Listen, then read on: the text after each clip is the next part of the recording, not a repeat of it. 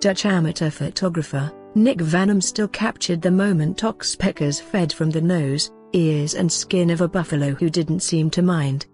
Still was on safari in Tanzania when he took the pictures.